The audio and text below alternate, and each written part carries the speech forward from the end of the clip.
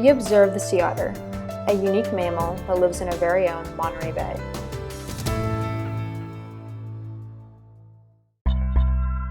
Sea otters are a keystone species in their niche environment.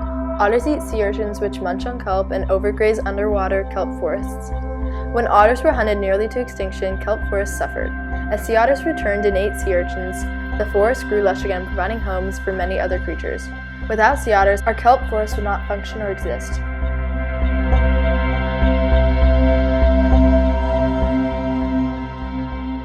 In the kelp forest, sea otters nap, roam, and rest. Hunting grounds are filled with urchins and crabs that lie in the forest below. Sea otters have adapted a thick fur coat that helps keep them warm in the cold Pacific water. Though the sea otter's world seems distant, our lives are closely connected. Our everyday actions impact these unique threatened marine animals. Thousands of sea otters once thrived along California's coast before hunters nearly drove them to extinction. Today, only about 2,800 otters live on the coastal shores. They live in an uncertain future as they face threats like shark attacks and habitat loss. We can all make a difference for otters with our everyday actions by using ocean-safe products, joining others to save coastal habitats, and donating to the Sea Otter Research will protect otters and other ocean animals. Here we are showing the vast region where sea otters were located during the early 1700s. Here we are showing the small region where sea otters are located today. A sea otter's closest cousins include ferrets, striped polecats, European badgers, and weasels.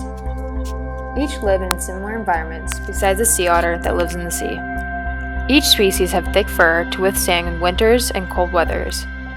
The family resemblance is in their long bodies, short limbs, and powerful jaws. The weasel lives in North America, Europe, Asia, and the northern parts of Africa. The striped polecat lives in Africa. The ferret lives in Central North America. And finally, the European badger lives in Europe. Overall, there should be further funding and research for sea otters because the sea otter species not only keeps the kelp forest alive, they also provide an environment for other organisms to live in. Without sea otters, sea urchins would multiply and lay dead waste on kelp forests, creating an oceanic dead zone.